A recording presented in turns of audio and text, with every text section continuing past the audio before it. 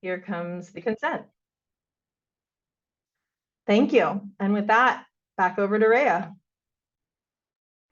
Thank you, Angela. Hello and welcome one more time.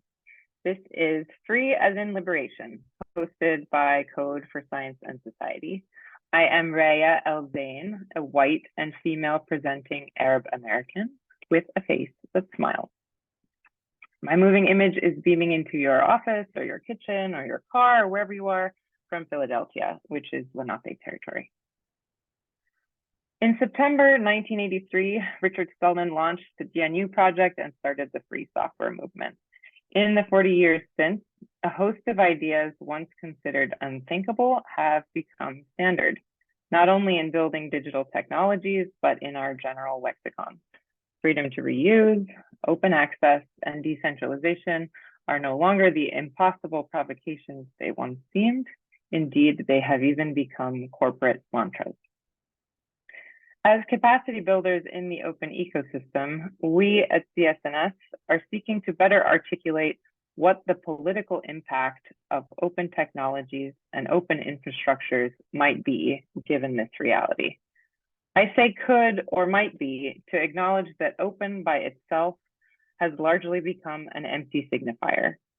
Just like there is nothing inherently liberatory about technology, there is little that is essentially liberatory about open practices. How will open workers define what the next 5 or 10 or 40 years of open work might look like? 40 years from now, what will we say the impact of open technologies were? These are the big questions behind a 3-part series of conversations we're hosting this fall under the framework of 40 years of open. Free, open, and decentralized came into this ecosystem with specific ideological baggage and have proliferated with little critical examination of the assumptions and values of those political ideas. Today's conversation begins with free. One of the central celebratory facets of open source software has been that it was free. And this exciting freeness has long been described as free as in speech, and that is like open source code is free to reuse as the user wishes, and free as in beer, as in it's available without charge. And this spectrum has been evoked by FOSS advocates as the bookends of possible meanings of free. This spectrum is a devastatingly small opening. It's so small, in fact, that I want to venture that today it's hardly an opening at all. Today, we are witnessing in real time a struggle to literally free people and the land. And of course, I mean that we, a global community, are bearing witness to the intentional dispossession and erasure of Palestinians on indigenous Palestine. This struggle against erasure is inextricably wound up in every other struggle we are fighting, in every other effort to free ourselves and each other, in combating police brutality and militarization, in fighting climate change, in building robust public health and public education, in enacting abolition, in securing reparations, in giving the land back. What resonance is there in these alive, urgent, vibrant struggles with a spectrum of freedom positioned between speech and beer? So we have with us today a very special panel of thinkers, makers, organizers, teachers, who are willing to share with us from their experiences, breaking down and breaking out of the existing, prevailing, and as I have suggested, limiting framework of free technology. Adrienne Williams, Shanae Holloway, Peace Awesome. Thank you for being here. I'm so excited to be able to host you. Audience, I told you this was going to be interactive, right? So here's your second invitation. I'm going to ask you to make some noise. You can unmute, you can find an emoji, whatever works for you, but please join us in welcoming these speakers in 3, 2, 1, go. Yeah. Welcome. You. All right, wonderful. Okay, I hope we are all feeling warm and ready. what we're going to do is we'll have 3 rounds of discussion following a prompt and then a Q&A. Before we start, I'd like to ask each of the panelists to spend a few minutes, about 5 each, introducing yourself and your work. Adrian, would you begin? Yeah. Hi, everybody. My name is Adrian Williams. I am a research fellow for the Distributed AI Research Institute. I am a new fellow at Just Tech, and I'm also working on the op-ed project. And my focus is 2 parts. It's AI and labor exploitation, and then AI and education exploitation. And I know the labor one is supposed to be like, okay, that's the big one, go for it, go for it. But honestly, it's harder, it's easier for me to get my heart attached to the education one because kids don't have a choice. And so as much as I work hard on the labor one, I really am trying to drive home the fact that like these tech companies have completely, usurped public education in the United States. And even if you don't go to a charter school that's tech owned, all the ed tech in those schools are stealing data, are giving mediocre education, are putting our kids in physical, emotional, and financial harm. So that's really where my heart is. But when it comes to labor, the part that I think is the most important, even though like safety is important and fair wages and wage theft is important, but I think the bigger thing that's hidden is that so many of these workers think they're doing job A, and what's hidden is this job B that's building the foundation of AI technologies and new innovations in different, arenas. And so to me, that feels very much like forced labor by way of fraud. And so I'm trying to push that out more so people recognize their role in building these foundations and then are able to, I don't know, ask the government or, organize whatever it takes, because a lot of us are owed a lot of money that we are not seeing and aren't even aware that we're owed. So those are my 2 focuses. I'm really happy to be here. Thank you, Adrian. Shawnee, would you go next? Yeah, definitely. Let me share my screen here. And the slideshow version. My name is Shawnee Michaeline Holloway, and I think it's really important just to also say that I'm an artist, and a lot of the work that I do is really centered around this visual work, but the open source technology that I work with is often around the arts. And the way that I kind of came to that also was through poetry or art in general. And I also started sort of providing administration for open source software technologies, which I'll show you a little bit after I show you a little bit about my practice. Even before I was an open source advocate, this was sort of like the kind of footprint of my practice. I really believe in coding and encoding, encryption and networking. And so these are also the things that I focus on when I'm in these open source communities. How do we code and encode liberation and abolition work within our communities, but also how do we encrypt that so that, there's ways in which we share language and not necessarily have to kind of reference all the way back to a kind of like tech environment. I really love this question of what is the future of free and open work that's not also in relationship to these like big tech. I really love that, especially in terms of education. So thank you, Adrian, for bringing that language to me.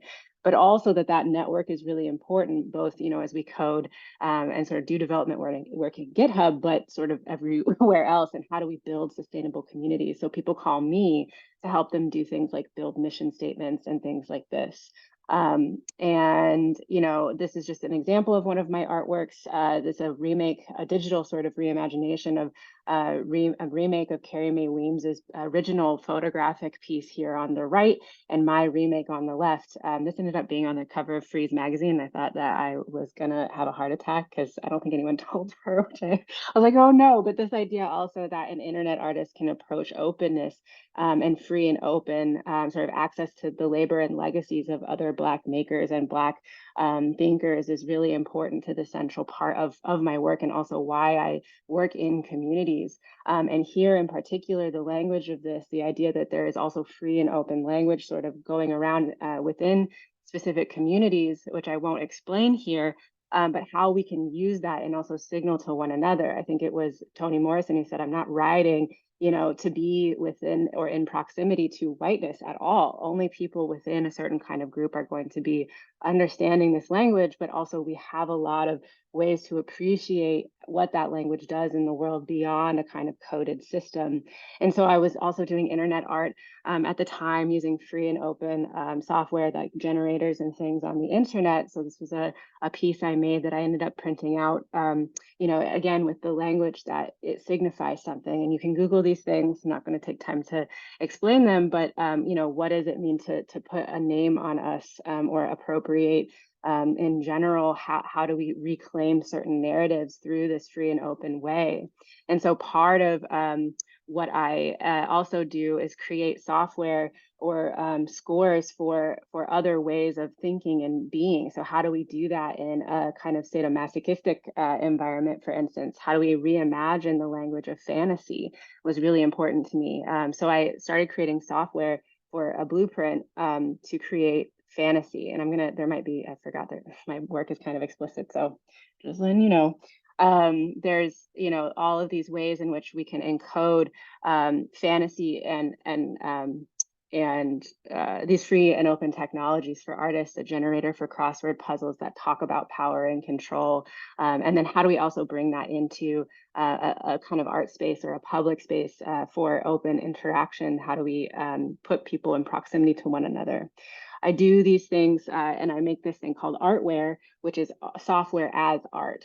And so I have a project with S.J. Zhang at the University of Chicago with this project that was inspired by Simone Brown and her book Dark Matters. So we do experiments in artware methodology for the resistance of racialized surveillance. And that's a project that was funded by the Mellon Foundation.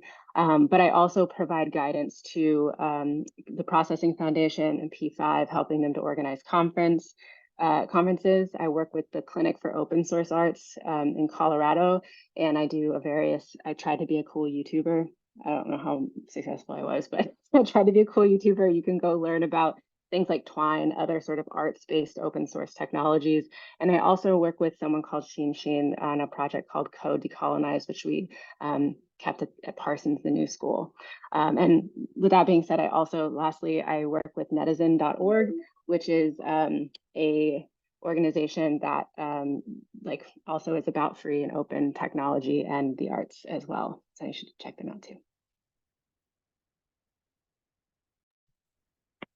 Wonderful. Thank you, Shanae, for being here.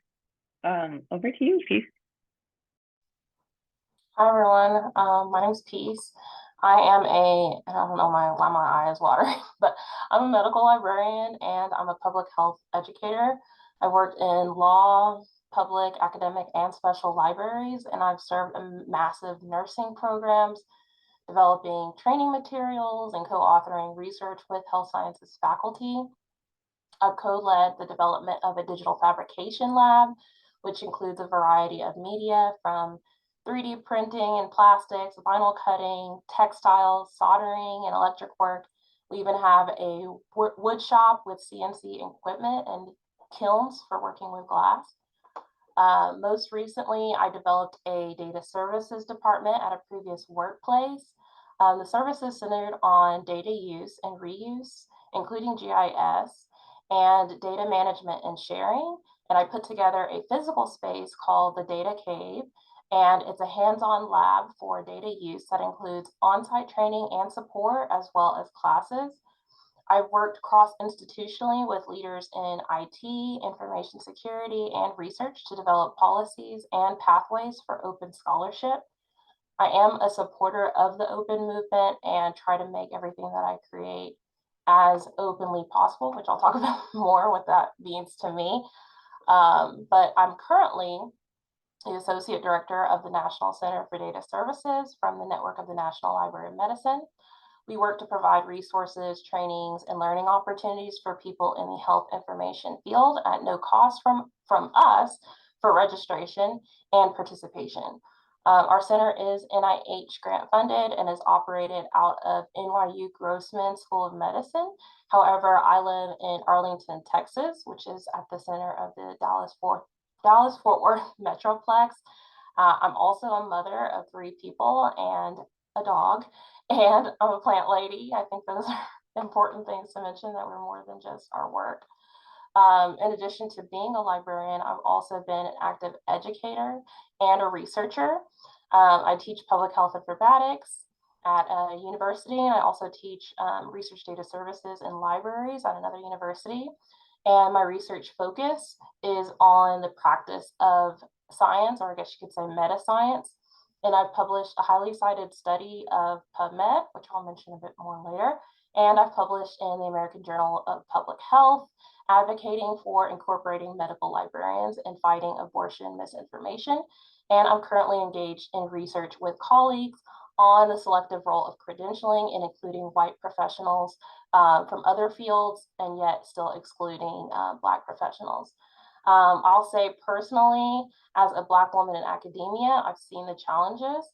As an educator, I've had isolated incidents where white students have weaponized the term diversity as a more overarching term against me as ways to take away my power. I've also worked on an article that was by request by a leading medical library journal, where my co-authors and I disagreed with a copy editor who consistently tried to alter our words. For example, removing racism from our entire paper, trying to change phrases referring to white librarians as we or us, which completely ostracized we, the authors, who are all Black women. Even as we withdrew our paper from that journal, we faced criticisms from the top leaders in our field nationally, encouraging us to, go back and be grateful for the chance to publish there. And as a strong proponent for the open movement and a very stubborn person, I felt very strongly we needed to release the article, and we did so by depositing it in an open access repository without any journal. So from there, it was read over 400 times and began to be cited quite a bit. And so we started having journals actually reaching out to us wanting to publish it. We ultimately selected another top journal, which had a diverse editorial board and had been doing extensive work for years in EDI efforts, not as a way to get a pat on the back, but as a way to actually make a difference in our field. And they had not published anything about it. They just were doing that work on the backside. So I am pro open, but also pro criticizing open and knowing that there's limitations to it. Thank you so much, Peace. Now, do y'all see how excited I am about this panel? It's amazing. Thank you again, all of you, for being here. All right, let's jump right in. In our discussions preparing for this event, all 3 of you related that the biggest misconception around claims of freeness in open technology is that, well, it isn't free.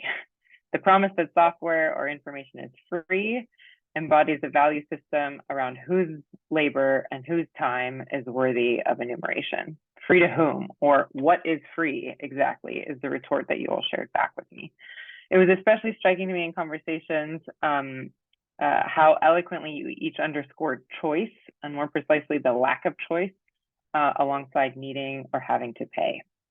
I wonder if I could invite each of you to share with our audience some reflections on this, an example or 2 from your experience where it was clear that tech builders had not considered to whom or what exactly was free as they claimed it. And maybe we can start this round with you, Peace. Sure, I hope it's okay that I'm looking in different directions. I have my notes in one place and my screen another, so I can see what people are saying, but I'm also trying to be really respectful of the kind of time so that everybody can speak. So we were asked to give a lot of examples, and so I've really focused on highlighting examples that I think are good highlights, I guess, of what is going on. And I'm hopeful that these are ways that demonstrate what I'm trying to communicate. So one example is in 1998, Stephen Harnad stated in a publication that sooner or later, The entire corpus will be fully and freely accessible and navigable from the desk of any thinker in the world. In 2013, Jeffrey Beall, who's an avid anti-open access librarian, I know those are like, that's like an oxymoron, an author of Beall's list of predatory publishers, wrote the following in a journal called CCC, Communication, Capitalism, and Critique Open Access. The open access, this is his quote, the open access movement is an anti-corporatist movement that wants to deny the freedom of the press to companies it disagrees with. The movement is also actively imposing onerous mandates on researchers which restrict their individual freedom. To boost the movement, its leaders sacrifice the academic futures of young scholars and those from developing countries, pressuring them to publish in lower quality open access journals. The open access movement has fostered the creation of numerous predatory publishers and standalone journals, increasing the amount of research misconduct in scholarly publications and the amount of pseudoscience that is published as if it were authentic science, end quote. I hope that these two opinions demonstrate for you a Western-focused viewpoint where any thinker would have access to the tools, training, and resources needed to make use of these open works. And in the second, Beall goes even further to vilify non-Western publishers, creating and labeling them as terms such as predatory, low quality, and pseudoscience. Most of the journals, people have studied his list, and most of the journals there are from other countries outside of Western countries that he was labeling predatory. Not mentioned or considered by these prominent white men are the effects of a number of factors, such as whose works are published in these journals. PLOS, which is a huge open journal, has an over 50% rejection rate, with a quarter being rejected before they even make it to peer review. And as I mentioned in my own intro, these processes are highly steeped in racism and bias. I've had a reviewer for an article I was co-authoring with a Brazilian lead state that this person doesn't sound like they know English. And there are many factors at play in terms of whose work is valued and what work is compensated, including our tenure process in academia and who can risk publishing openly, and access in terms of technology for reaching and making use of the research to building upon the research that's already openly available. So that's my thought on it, and I'd love to hear from the other panelists.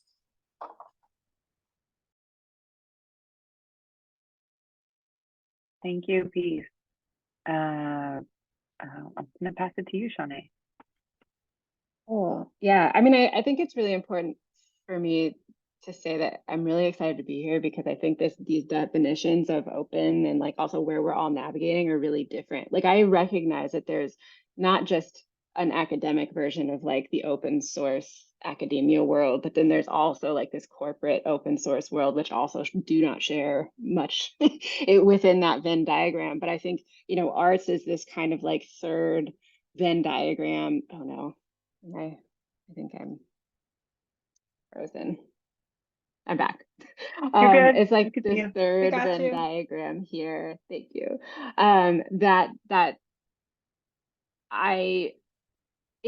It really breaks my heart to hear that there's also these benchmarks, right, within those definitions.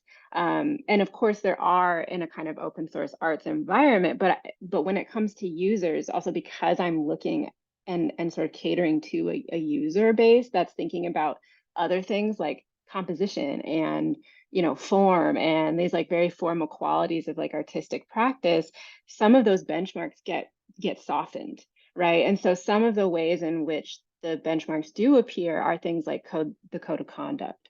And I just want to show you, I'm going to share my screen one more time here. This is the code of conduct, which is different from the mission statement, right? Which I think when we talk about open and free, the P5 community really is a kind of high point in an environment where freedom can flourish, right? Nowhere is free necessarily, but you know, they have all these sort of ways of inviting people, right? Instead of punishing people, when it talks about what their mission statement is, but also when it talks about the way that you should behave in these spaces. I was organizing the conference, and one day I was like, oh no, I technically can't participate in this environment. And I'm organizing the conference because all my work hither to that point had been very sexually explicit. And so I felt like, oh my God, what do I do? You know, and I kind of spoke up because it was this public forum, right? And this was added because of me, I think, to the code of conduct, because I was actively breaking the code of conduct. You know, how do we think through these sort of the you know, how do I say, edge cases? I guess I'm an edge case in this way, because a lot of P5 is sort of like shapes and circles, but also not, you know, because I look at P5 as a tool to kind of build anything in an imagination. It's just code. If it's code, we can build it. And so this was really important for me to think about what making freedom in a space that is, you know, taxes free, but then I show up and I'm not free, can look like. And I was embraced. And I think this thing about contextualization here, where it says sexually explicit or violent material that is not contextualized and preceded by a considerate warning. I mean, I could even argue that this is also not something that allows freedom. And you know, I think that then it's very important to also understand when we participate in these communities, like a kind of tacit consent that we practice of like, I'm tacitly consenting to all of these rules because I want to be a part of this community. And so freedom, right, the guidelines doesn't necessarily mean a lack of freedom more than it does a kind of consent practice. And so I think that's kind of what I would like to highlight. But that also feeling different or other to a community also does not mean a kind of carceral system. Yeah.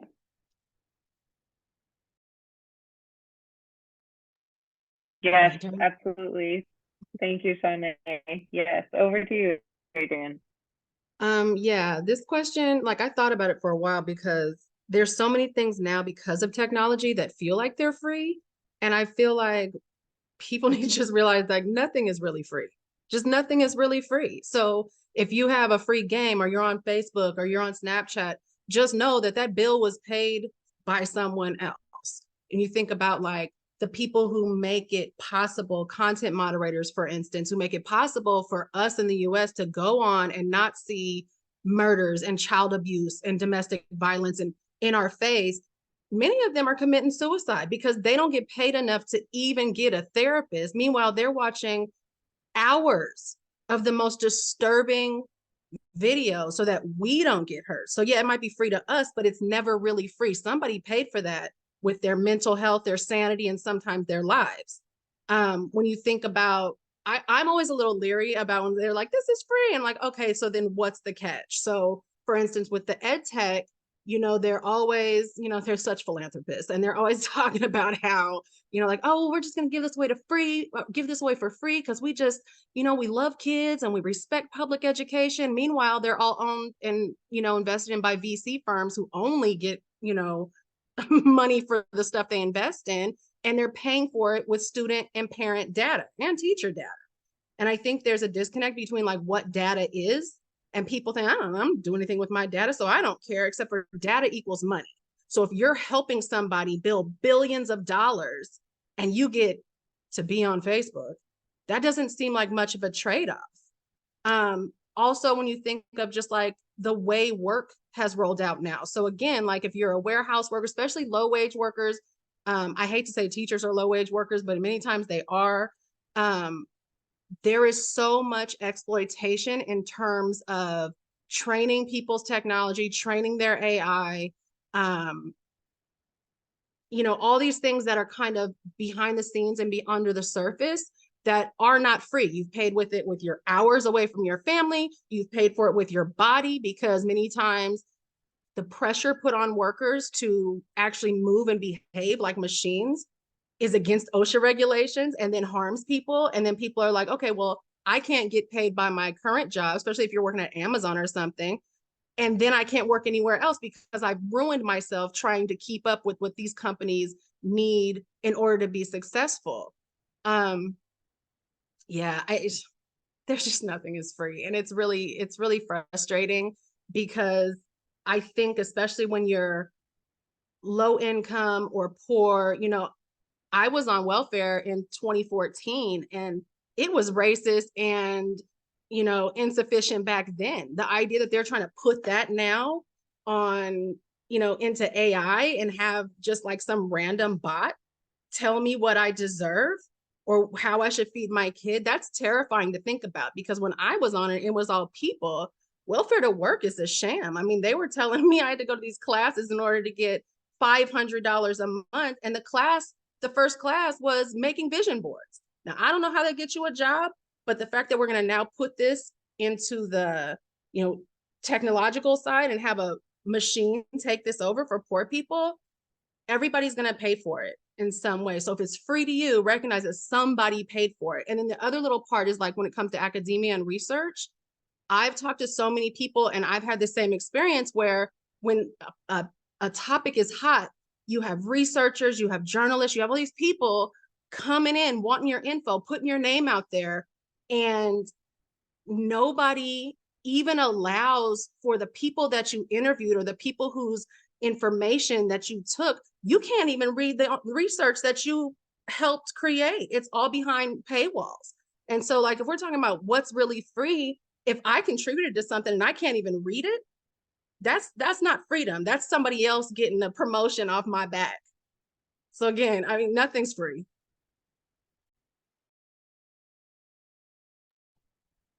Thank you. Yep, absolutely. Can Okay, I respond really quick?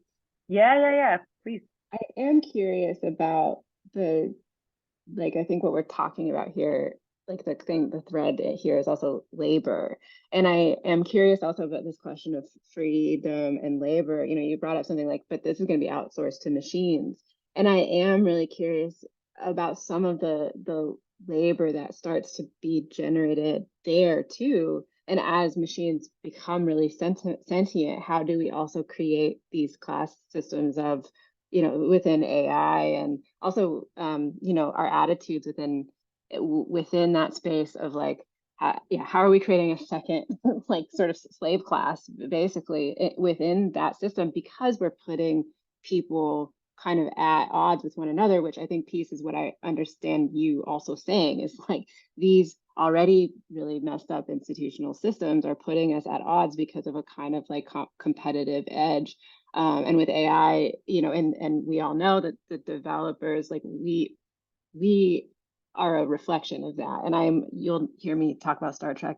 I think, Rhea, I bored you with the Star Trek situation too, but like, you know, I think Star Trek has a lot to talk, like to show us about what happens when, you know, we allow bodies performing labor to sort of like, you know, also be free or participate in this open kind of way, which is not within a, you know, a institutional system, and it's certainly not within a competitive system, you know, to kind of like move through. And the last thing I want to say is I remember this GitHub open source like for link for, it's like a counseling page for maintainers. So if you're like a contributor and you're like really burnt out because you're the only contributor to the project, which I think we've all maybe been there at some point in a variety of different projects, and this was just a really interesting thing. I just wanted to kind of add in there in that remark about labor and so systems. Yeah, I was, even before we started, I've been thinking of this free as kind of premise, and I'm like, it's almost like free as in vacation or like free as in points, where uh technically for that specific thing you're not paying, but there are so many things that one make you eligible to get that free thing, or you've already paid into it and you're getting something actually worth less than what you paid into it, or in terms of like credit card points, where you are a privileged person and are able to make use of a credit card and maybe pay it off every month, whereas those points and those benefits are being paid by others who are unable to make the payments every month and then are paying that interest. So it's like free in terms of like a free vacation or where you kind of win it off of something. There's like criteria to be met first. And I think that is not something that we talk about a lot in the open movement. Oh my God, could we also use this example of like, and this is not true, like it's like the girl math or boy math or they them math, like or the queer math, whatever, has been like really gagging me recently because it really is about that like destabilization of like where you find free within like your life, which I think is so 2023, 24 movement of like why am I grabbing for this free time or free like it's actually not free, right? I actually think it's really like parallel word that's kind of floating around is like the compensation, and I am curious like how compensation or commiserate time or labor fits into this like conversation we're having about like openness and freedom, because I think there is a kind of like commiserate software category. Yeah. Excuse me. I had something to say and it popped right out of my head. I hate when that happens, especially on camera. When just going back to like the thing you were saying, Shawnee, about like labor and like how does that roll out? The thing that comes to mind for me is that like when you think of data labelers and this idea of technology ever being sentient, I think that people need to realize like AI doesn't think and AI doesn't learn. AI does what it's told to do based on tons of information. And people don't realize like these autonomous vehicles aren't driving because they learned how to drive. They're driving because somebody sat back in a low wage job in their living room and said, this is a stop sign, this is a crosswalk, this is a person, this, and labeled every little incremental thing. And when they do it and they're not in the US, we have some data labelers out here. There's Amazon Mechanical Turks, which they pay barely above minimum wage. And you have to do hours and hours and hours of work to even make ends meet, let alone get yourself a level above. But once you're out of the US, they're literally paying workers in gift cards. So I can't go grocery shopping with Amazon gift cards. I can't, there's so many limitations. I can't pay my electricity bill with an Amazon gift card. And they've made these loopholes within the data labeling that allows workers to pull all these jobs, and then the client or the tech company, whoever needs that info, can just reject all of it, but they still get to keep the work. So there's this loophole in being like, well, I'm just going to wait till they're done, and then I'm going to say I don't want it, even though I still got it and I can still use it. And so you have people going months and months and months working and not getting paid. And so it goes back to like nothing's free. Somebody footed that bill. We just can't see them. Absolutely. I think that one thread that I just want to underline here is that look for the math that you were talking about, Shawnee, is like a look for like, oh, maybe we're just counting wrong. Maybe we're just doing the arithmetic wrong. Like, let's just line up a different set of numbers. And I think, Adrian, what you've been bringing us back to is that you can't count it in a different way, right? Like the whole notion is skewed, right? The whole equation is not going to get us where we need to go. Wonderful. Okay, let me see if I can offer something else that we can dig our teeth into. I want to talk about abolition, but to get there, I wonder if we can hold some space to draw the direct connections between slavery, carceral practices, and open technology. And I don't mean this as a hypothetical or a metaphorical exercise. If we're working on or towards free technology or using technology to free ourselves and each other, it seems to me that we need to be explicit about what we're departing from. Would you, panelists, share an example or a dynamic that would help our audience contextualize open practices within settler colonial and carceral logics? Shawnee, would you like to start this one? Yeah, I thought, yes, I would. I mean, I think this also you're probably like, Shawnee, how about you? Because when I think we had this like cute pre-call, and one of the things that I kind of threw out there when we were talking about abolition and defining it, which I think is a really important thing to do.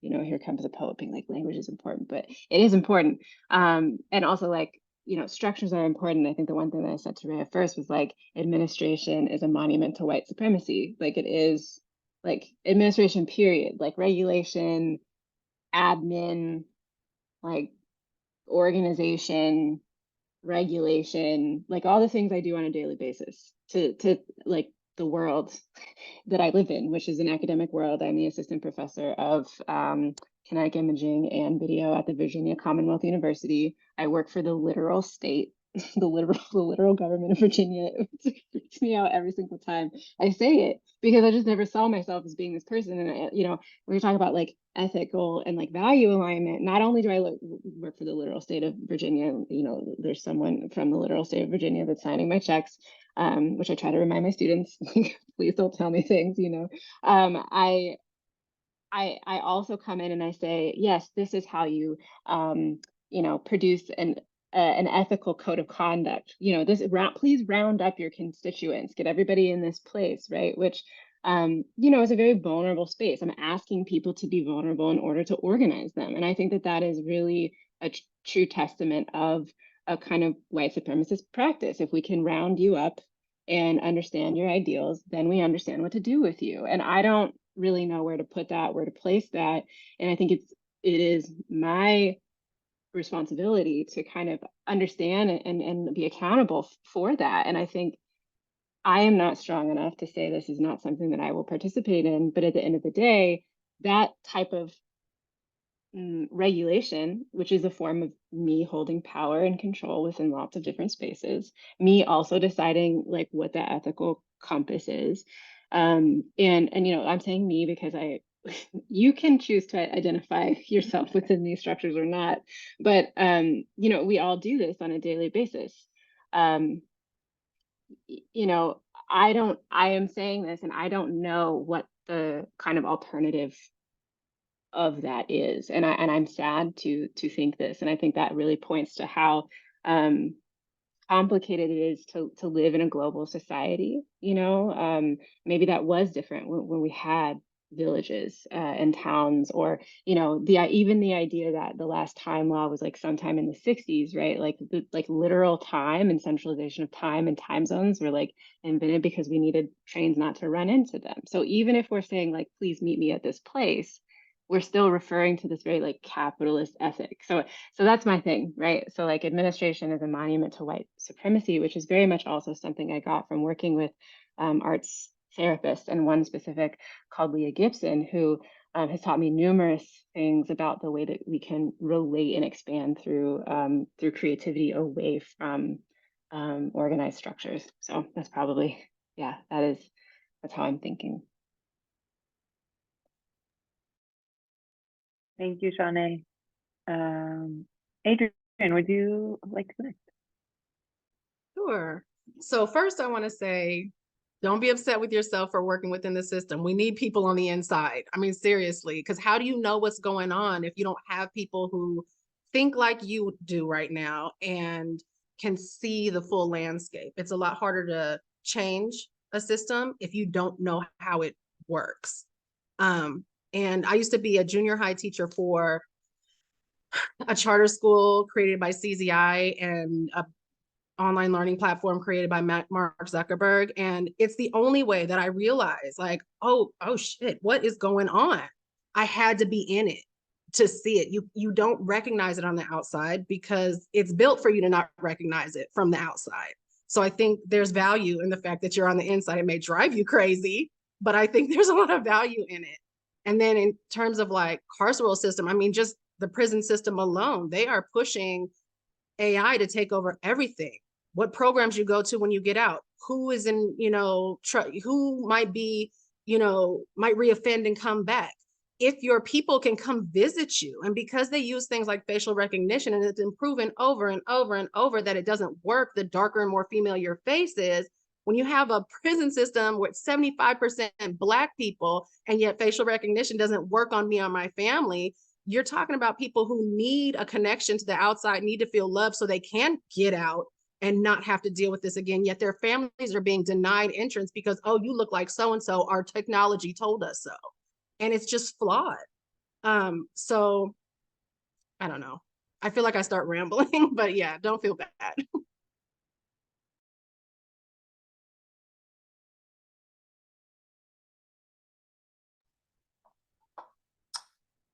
Peace, go right. ahead. So kind of debated whether I want to tell the story. I'll give you guys a little bit of a trigger warning as it relates to misuse of the word slavery. So I just wanted to add this to the conversation where reiterating the fact that oh gosh, my computer battery is running low. I lost the screen.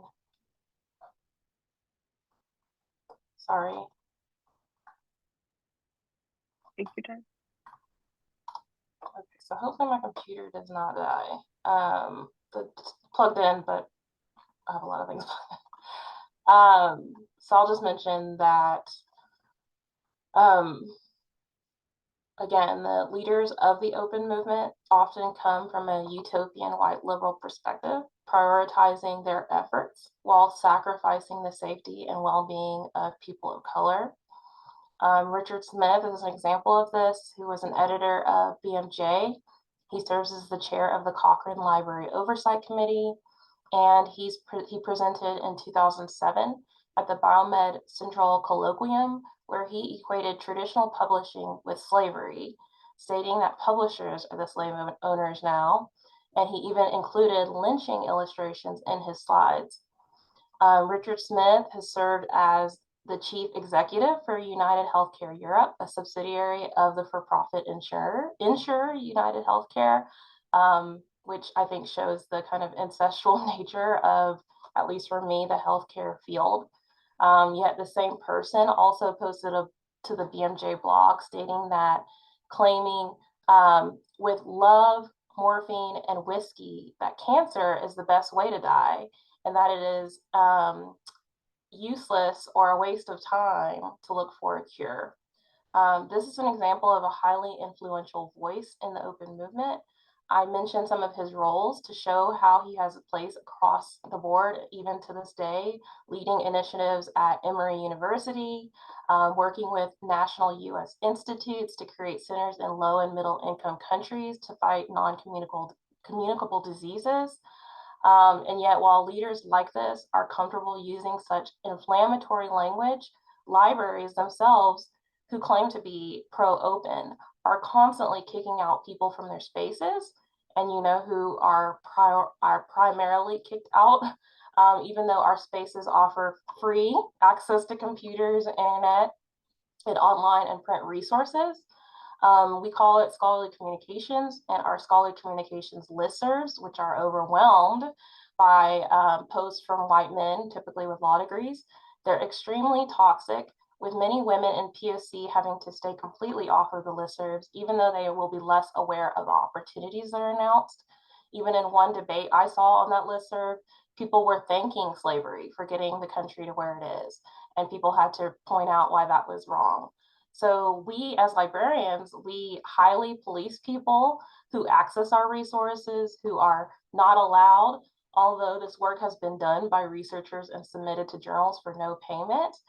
We teach about copyright, and we heavily manage these financial assets, which are not even ours, including banning IP addresses and revoking people's access to our online resources, and telling people not to go on Sci-Hub and resources like this, where people are trying to make these resources openly available.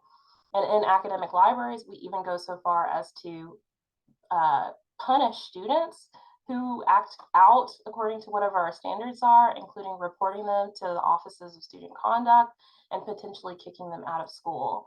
So I think there is a huge discrepancy between what we preach and what we practice.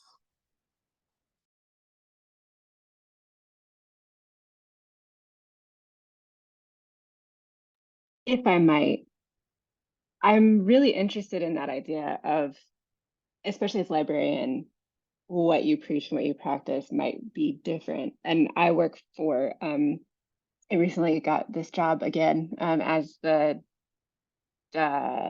digital technology manager at Black Lunch Table. It's an audio archive that archives conversations about like legacies of Black communities around the world. It's a really beautiful place. And right now we're really working on our taxonomies, or categorizing, tagging the data and then making a kind of call number for those datas. And that was really interesting to me, especially because it was for, it's for open data usage. And we want to be an archive that, you can pull from and access in a really free and open way. But me, not a librarian, I'm designing the interface in which you will access those things. But it really was interesting to me, especially when it comes to policing, like the idea of tagging language. It was really a push-pull there for me, this idea that, okay, I'm putting like a number that's very impersonal, very, necessary, right, to being able to like access this information, again, regulate a kind of like plucking from or like getting into these things, and how carceral that felt to me, even within a moment where we were sort of liberating a lot of other things.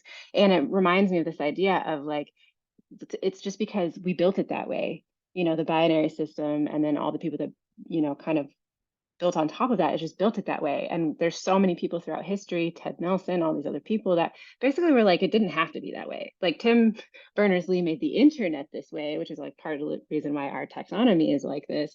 But that's also this like random white man that decided that this was a good idea, which is like an internet protocol situation, which also doesn't have to be that way. And we like fuck that up at like, the net neutrality situation. None of it has to be this way.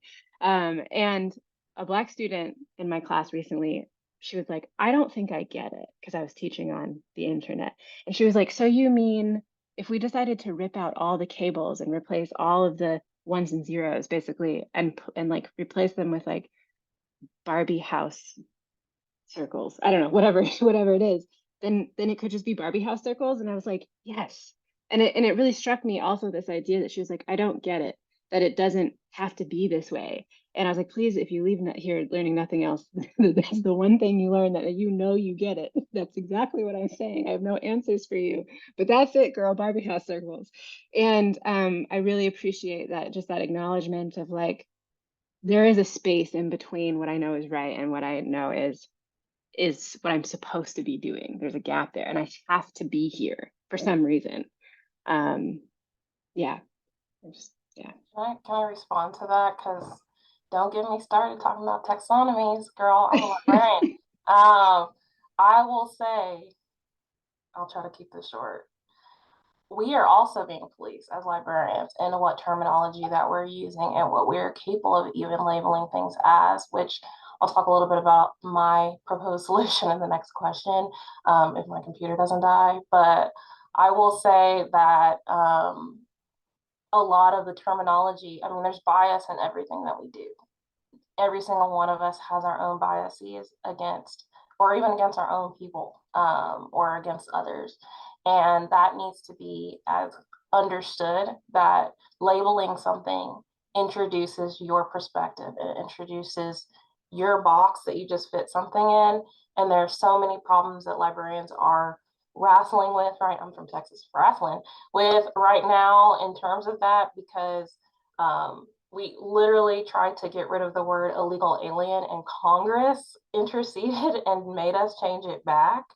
We are facing, there was a kind of controversy recently in our medical subject headings of calling Black people Blacks. And the definition was wild, by the way. It was like people from the Caribbean and something else. It was completely wrong. And so labels also have a bias or a box that you're introducing, and does not represent that complexity, like Shanae mentioned, that there's a whole other way we could have done it, and yet we chose this way. And then not only are we using this way, people are actively trying to force us to stay the same and not progress.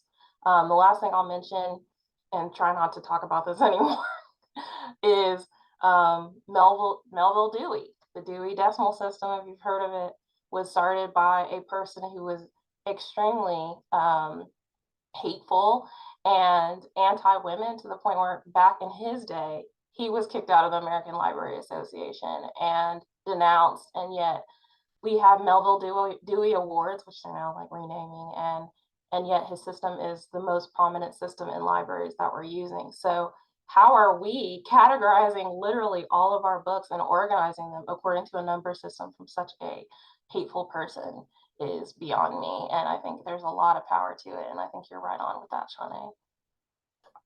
I'll also offer that if folks are looking for alternatives to these things, or at least people who are pushing against that, and I would love to talk to you later about this. I think Black Lunch Table, our collections manager, Marion, is really on trying to figure out how do we creatively do that. Also, like, how do we represent a sense of place within, you know, these tagging practices? You know, how do we sort of underwrite these tagging or these like list like languages that we're creating, which in one way is very empowering because that language is our own only, right? With how do we like make it poetry? And so I think Black Lunch Table is really trying to bring that also within even the code. We work with a developer called Nick Breeze, that's like, you know, one of his many talents is saying like, how do we re-represent these things even within the development process so that we get further and further away from that decimal system that might be a traditional library practice. And also to bring it back to something that you were saying, Adrian, is like, I love that you're like, don't feel bad about that. I'm like, you know, I thank you for saying that, because I think of this idea of land back, sort of giving land back to the native people of any land. And I keep saying, just like, give it back. Just give it back. I mean, it's actually just that simple. Just give it back. And I could also just be like, well, I'm just not going to work for the state. And I think that that's also a really complex thing when it's about also not even reframing these systems. And I would be curious about how you're experiencing that in AI, but it's literally just like demolishing them. Right. And how much of our fear of that demolition of these systems that we live in also live in that moment of like, well, we can give the land back, but like we'd have to like make a lot of these documents and whatever else. It's like, no, man, just quit the job, give the land back.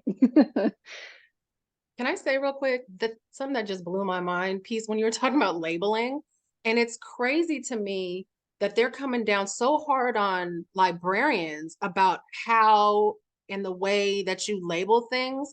But then when you look at data labelers, they've set the system up for them to label things to be biased. So the example I always give is like you're putting things in, you know, a lot of the big data labeling hubs or whatever, like Venezuela or Kenya or things like that. And they're like, okay, we'll label all these people and their race, and you can only use these quantifiers. And then they have like African American. And people are like, I don't even know what to do with that. I mean, in South America, we have, you know, Afro-Latino. Can we say that? Can we just say Black? Can we say, and Silicon Valley is like, I don't care what you do. We don't care about them, you know? And in Kenya, same thing, like, well, we are not American. We're still Black. How do I know if this person in this picture is American? I don't know. How do I label this? And you're only giving me like 5 quantifiers of what race is or what gender is or what, you know, all these things. And so to me, it just goes back to the idea of freedom, because they're coming down so hard on you all while also not even allowing you to write with your own voice for these, you know, articles. So when you talk about like freedom to like say, this is what I know, this is where I come from, and so this is why I know it. And then you have people trying to whitewash it. And then you actually have to go and do extra work in order to get it written and published the way you want.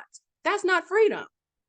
And so, yeah, it really just blew my mind when I heard you talking about the labeling, because I'm like, man, they're putting Black folks, a lot of people of color, it's not just Black folks, but in these positions where, like, if you're in the US or Western countries, you have to be so perfect so you don't hurt anybody's feelings that are, you know, above you. But then when Silicon Valley or these other companies are saying, hey, just get it out so we can make money, they don't care what things are labeled or how they're labeled or who it hurts, which is why it's so bad for education and incarceration and employment and all these things, because the bias is baked in to the system and the code.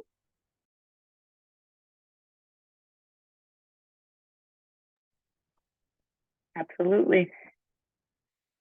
We've been talking about like the organizing systems that seem to be coming from above or in a hierarchical framework.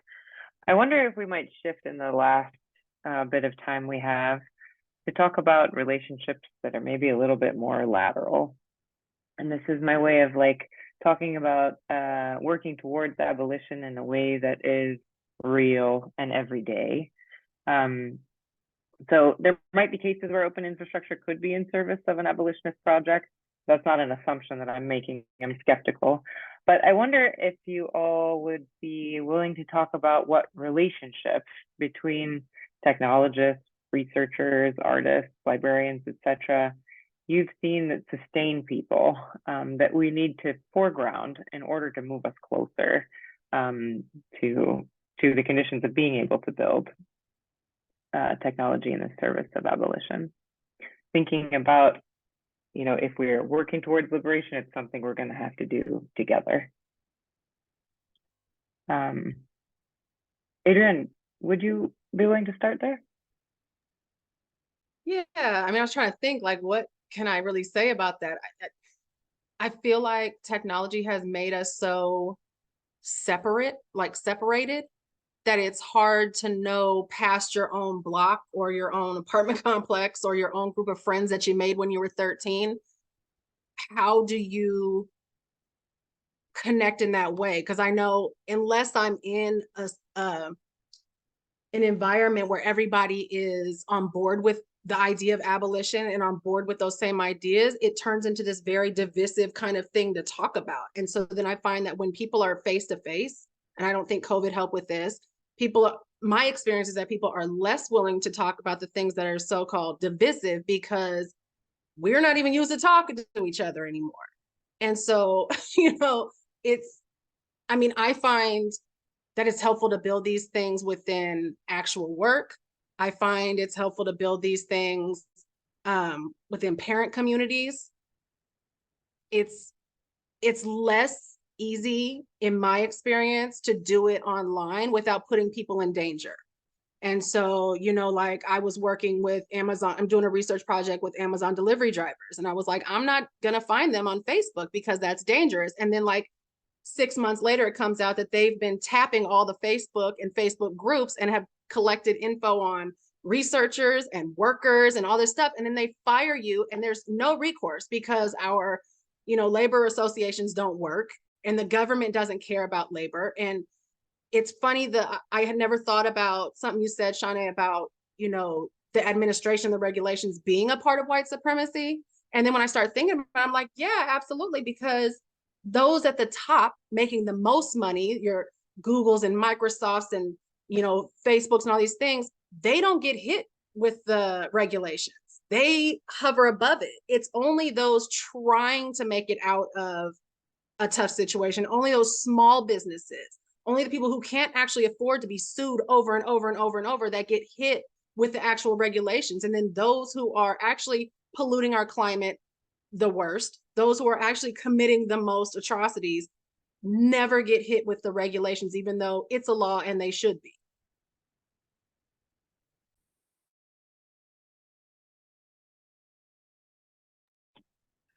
Thank you, Adrian. Yeah, go ahead, Peace. Welcome to my dining room.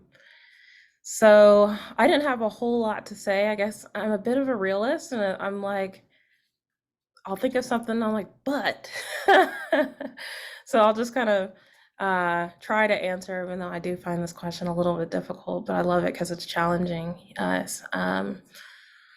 I guess I always see limitations and remaining problems, but I will say that efforts to, I guess, unsteal are things that I'm supportive of in terms of like giving power back. I don't like using the word give with that. That's why I say unsteal.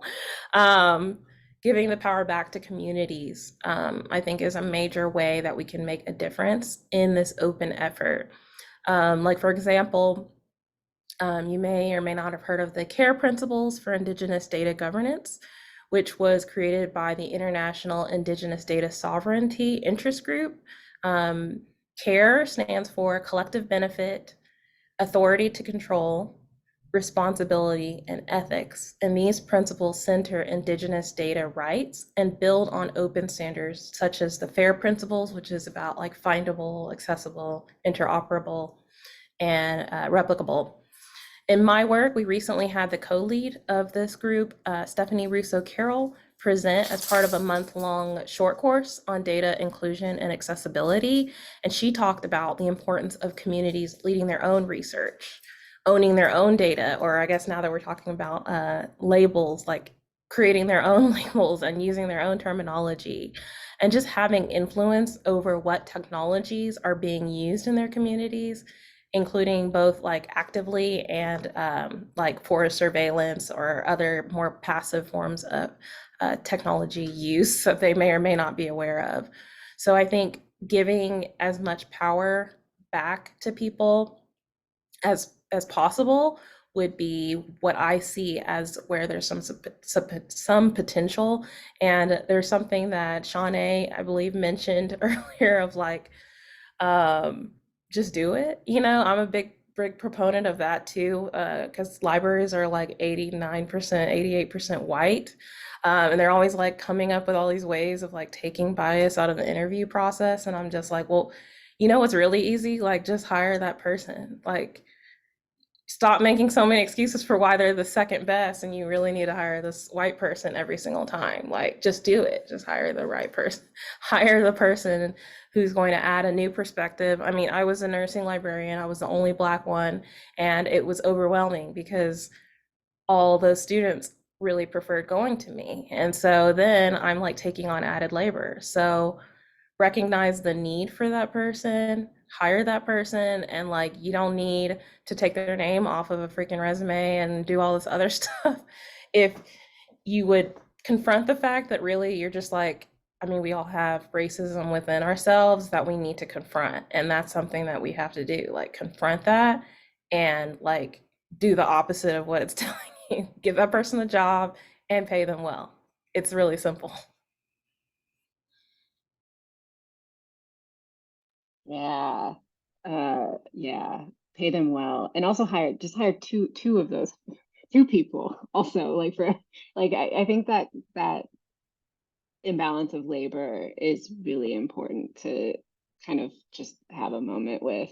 And it's not like, you know, within these systems, you're talking about maybe like an academic system or a library system, that there's a lot of flexibility. Like the job is the job. And I think my answer to this question was just like, I don't know, unrestricted granting practices. You know, I think this is really important. I wish every job had like 6 months unrestricted. Like what does like an unrestricted grant of 6 months within a job look like? Like, do we get to set up things you know, that would help pad that extra labor? Or, you know, another thing that I think happens a lot too is that like people will hire in this like DEI fashion as a way for you know, those students who might want or feel safer talking to somebody that represents them.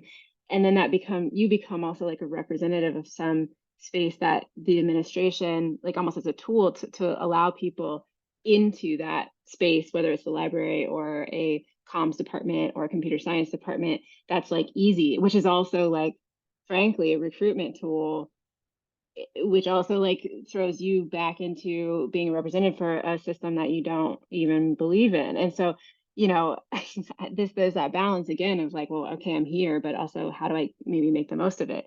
Which also puts us in a really big disadvantage, because anytime your values are out of alignment with your position, or you don't sort of like cultivate that internal validation along with that external validation, that's why me, a 35-year-old, goes to therapy. You know, I think, I don't know, I just think about that unrestricted, like that business term, the unrestricted. But I also think that about that business term, the unrestricted, when I think about this, which is the International Image Interoperability Framework, which is a kind of libraries thing for images and video and other media, which I'm building into, or was hoping to, or I don't know where we're at necessarily in that process, but building into the Black Lunch Table archive. And just a short little, like, you know, peer into what this is. It's a framework that allows developers to make their collections accessible through a single type of viewer, which is also open source. And so the really profound and like earth-shattering experience that our testimony of what this does that I heard, that I was like, oh my God, we have to do this, was there are multiple libraries around Europe that have disparate collections of like pieces from the Holocaust, or like survivors of the Holocaust, or just like in general lost culture from these moments that profoundly shook our world culture, in all these various archives. And we understand that to happen with like African artifacts, African art, African cultural, pieces, and you're able to look at those, sort of like accession items. Is that what they're called? Just like items or objects within the framework of a single viewer. And politically, that could not happen. These objects could not be in these same spaces. Like just the paperwork alone to get these objects in the same space, let alone like the British talking to the Germans, or the Germans talking to the Swedish people, or whatever, is so hard. And so the IIIF has the power to make sure that researchers, activists, etc., are able to bring these items together. And I just think that this is one really successful use case of saying like, all right, well, we're here. We can do something to try. And so I think that idea of, just being able to try within these frameworks. I lost my thread, but anyways, this is cool. And I think everyone should know about it.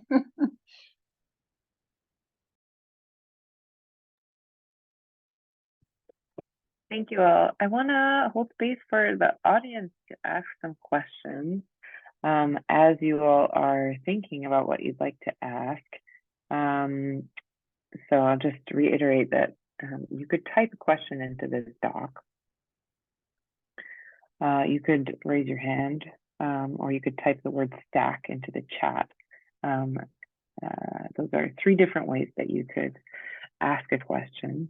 And I'm wondering, panel, if we could start maybe with the second one in this doc. I'll just read it. When considering the effect openness has upon making huge swaths of labor, social, and economic hierarchy invisible, what is your perspective on rejecting open and embracing alternative organizational structures? Thinking about comparing horizontalist organizational structures versus democratic centralism in political organizing. I think the big question is here, what do you think about rejecting open and embracing alternative structures?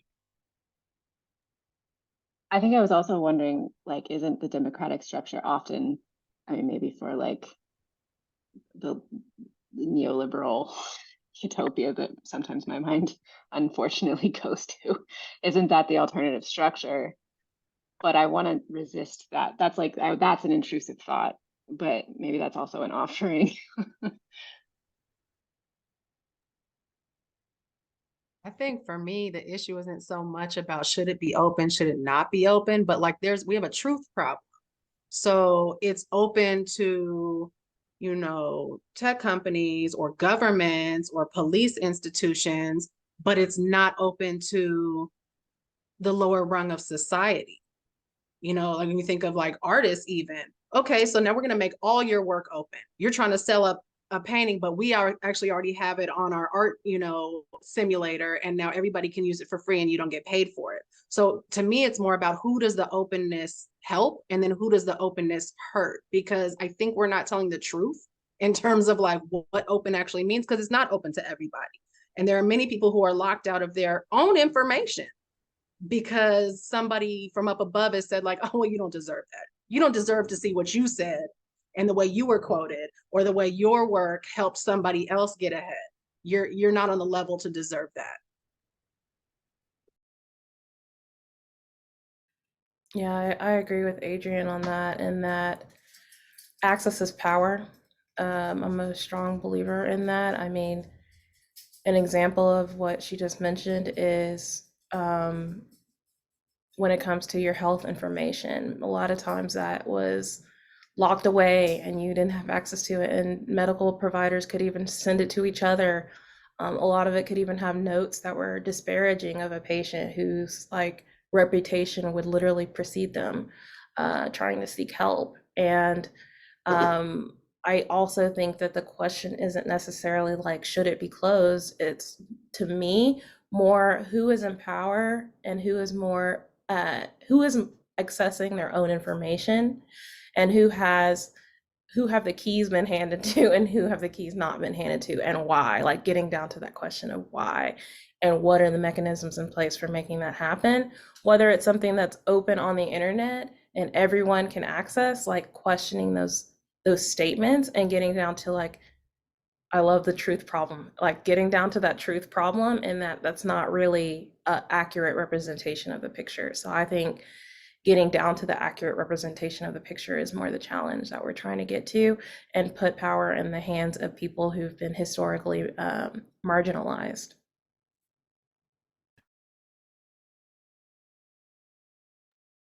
I just want to hold space if the person who wrote that question wants to add or clarify what they're asking.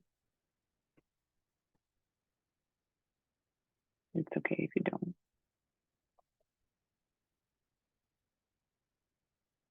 Okay, Kirsty, you have a question.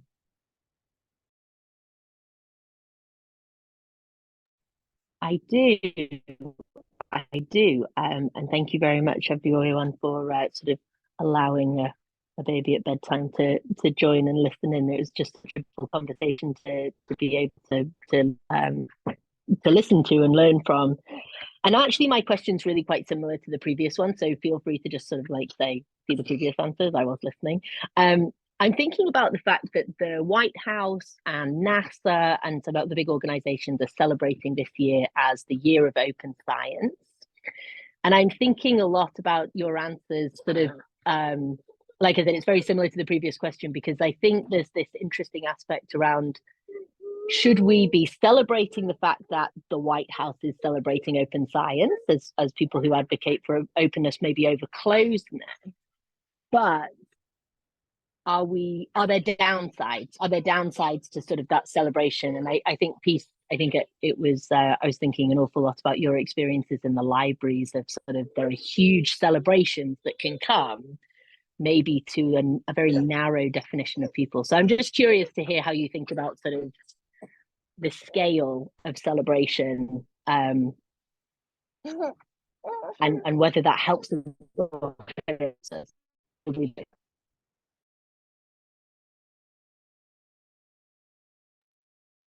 Well, I can say I think that the celebration is premature.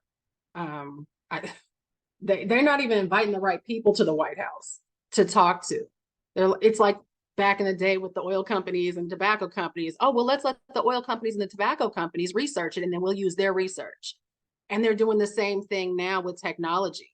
And so you have all these tech companies coming to the White House, CEOs coming to the White House saying how we make sure there's no bias and we don't want to hurt anybody. But they're not talking to so-and-so working for that company, or people in other countries being, bombarded with, weird recycling that's in their oceans, or the way in which their climate has changed, or the way in which their people are now being exploited as workers and can't, making pennies a day. They don't talk to any of those people. So I don't know. And I don't think that we should expect for somebody who has $1 billion to be able to understand what somebody on welfare is going through. I don't think those are two different worlds. But in order for it to be a whole, thing to celebrate, you got to bring everybody in and be like, okay, well, you said this is great, but this is what's happening over here.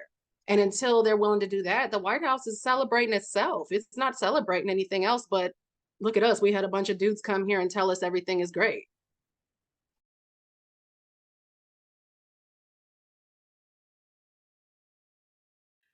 And I was trying to Google it real quick, but and so I'm probably gonna get the story totally wrong.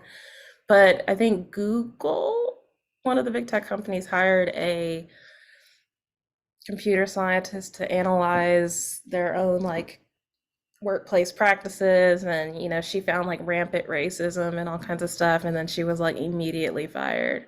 So That's I my think boss. oh, really? Tell her hi, follow her on Twitter. But yeah, so I think that like what you're saying is so true. It's everybody patting, where you pat yourself on the back. That journal that I mentioned at the beginning that was trying to change our words, after the whole debacle, they went on this huge, I'll call it a celebration of diversity. I mean, they had webinars and they had presentations at conferences of how they're like improving diversity and hiring more voices to the editorial board and training the editorial board and how they fired their copy editor and everything after our incident.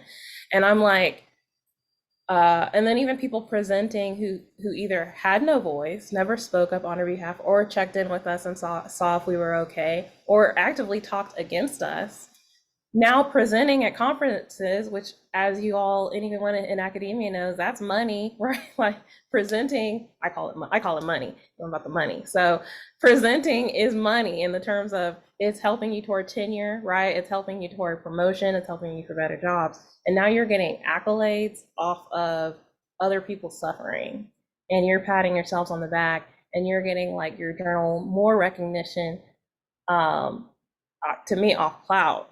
So like that's really like a smaller example of what we're talking about here. That clout piece is kind of where my mind went. I'm never sure when we celebrate things like what we're looking for in that celebration. Like America has no understanding of what national celebration is. Like living overseas, I came back one day, something happened. There was like a national emergency, and I was like, y'all people are not doing this the way I understand. I realized they were doing it together, and I was like, oh shit, like these people actually have a sense of national pride, and it really reinforced actually like how much I identify as an American, which was like also weird and complicated.